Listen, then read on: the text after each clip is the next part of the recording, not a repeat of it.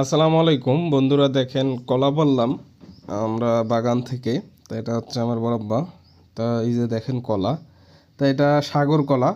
তা গাছগুলো অনেক লম্বা হয়ে গেছে, তা দেখাচ্ছি। আমি এর আগে দেখাইছিলাম যে কলা পার্সে লাগাইছিলাম কলা গাছ। তা সেই গাছগুলো বড় হয়ে গেছে আর কলা কিন্তু দুইটা পাকছে, বাকিগুলো পাকে নাই। সেই ক্ষেত্রে আমরা কিন্তু এই কলার পিঠটি কাটলাম। তা সম্পূর্ণ ভিডিও আমি দেখাচ্ছি যে কোন জায়গা থেকে পারছি। তাই এই যে দেখেন ওই পাশে কলার বাগান, আরও কিছু কলা আছে। তা সেই কলাগুলো এখনও পাকে নাই, তা সেক্ষেত্রে আমরা পারতেছি না।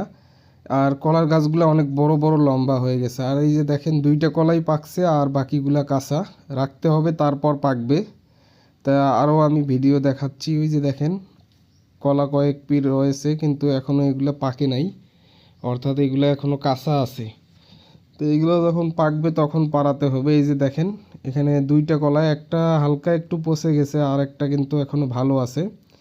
তা এটা হচ্ছে সাগর কলা। কলাগুলা মোটামুটি বড় হয়েছে। তা ওই যে দেখেন আরও কয়েকটা পীর রয়েছে, বড় হয়েছে গাছগুলা।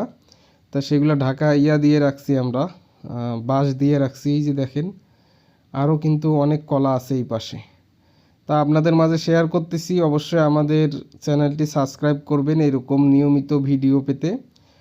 আর এই কলা কিন্তু আরও বড় হবে এবং আরও পাকবে আরও কয়েকদিন গেলে, আরও দেখাই। এই যে দেখেন এইগুলা, তা আপনাদের মাঝে শেয়ার করতেছি।